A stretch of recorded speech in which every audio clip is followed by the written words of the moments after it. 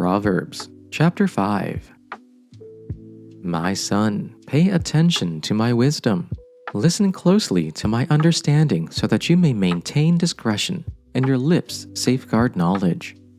Though the lips of the forbidden woman drip honey and her words are smoother than oil, in the end she's as bitter as wormwood and as sharp as a double-edged sword. Her feet go down to death, her steps head straight for Sheol.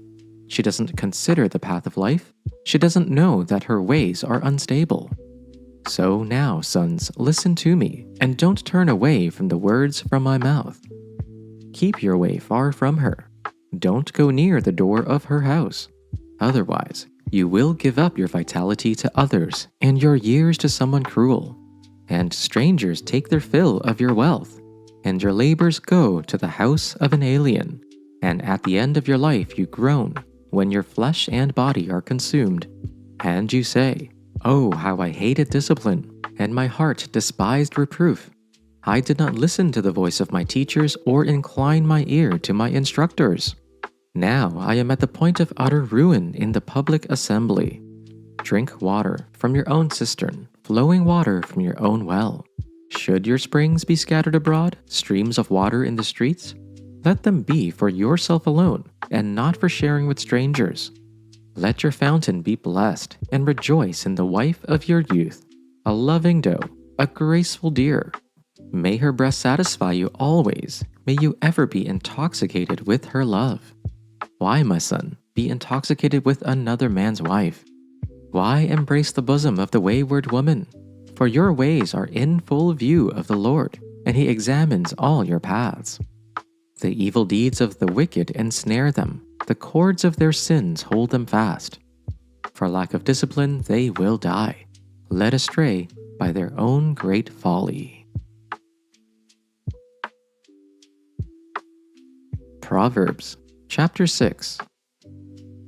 My son, if you have put up security for your neighbor or entered into an agreement with a stranger, you have been snared by the words of your mouth, trapped by the words from your mouth. Do this then, my son, and free yourself, for you have put yourself in your neighbor's power. Go, humble yourself, and plead with your neighbor. Don't give sleep to your eyes or slumber to your eyelids. Escape like a gazelle from a hunter, like a bird from a hunter's trap. Go to the ant, you slacker. Observe its ways and become wise. Without leader, administrator, or ruler, it prepares its provisions in the summer. It gathers its food during harvest. How long will you stay in bed, you slacker? When will you get up from your sleep?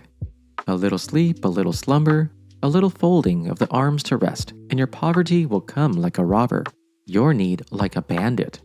A worthless person, a wicked man goes around speaking dishonestly, winking his eyes, signaling with his feet, and gesturing with his fingers. He always plots evil with perversity in his heart. He stirs up trouble. On such a one, calamity will descend suddenly. In a moment, damage beyond repair.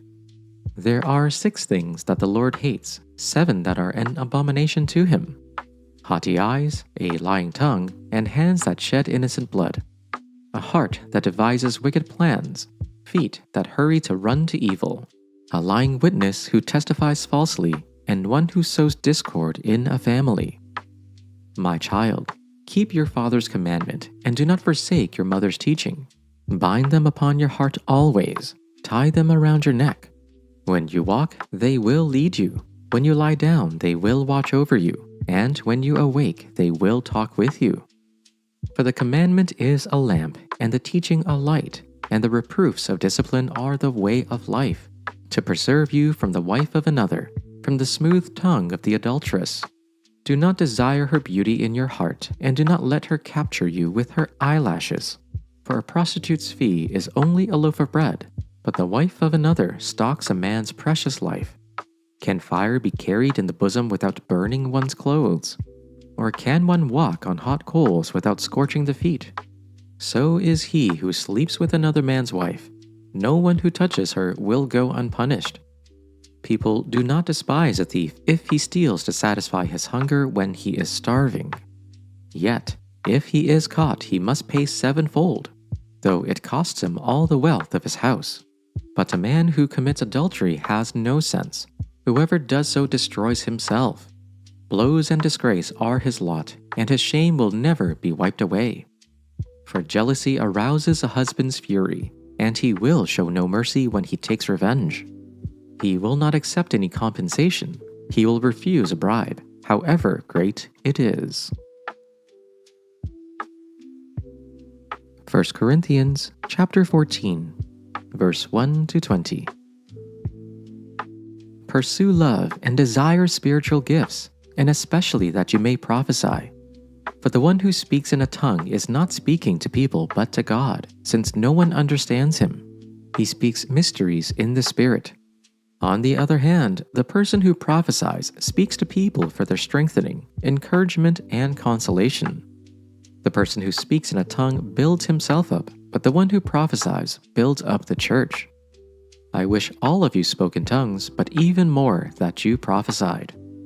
The person who prophesies is greater than the one who speaks in tongues, unless he interprets so that the church may be built up. So now, brothers and sisters, if I come to you speaking in tongues, how will I benefit you unless I speak to you with a revelation, or knowledge, or prophecy, or teaching? Even lifeless instruments that produce sounds, whether flute or harp, if they don't make a distinction in the notes, how will what is played on the flute or harp be recognized? In fact, if the bugle makes an unclear sound, who will prepare for battle? In the same way, unless you use your tongue for intelligible speech, how will what is spoken be known? For you will be speaking into the air. There are doubtless many different kinds of languages in the world. None is without meaning. Therefore, if I do not know the meaning of the language, I will be a foreigner to the speaker, and the speaker will be a foreigner to me.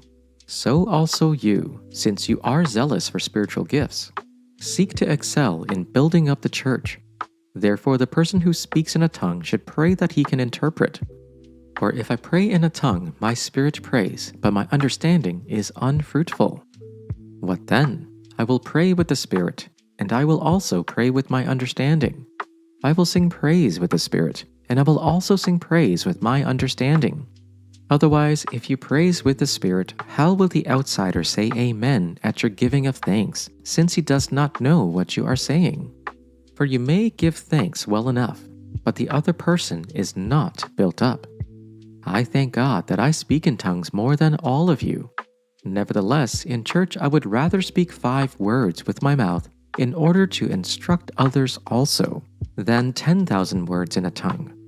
Brothers and sisters, do not be childish in your thinking. Rather, be infants in evil, but in thinking, be adults.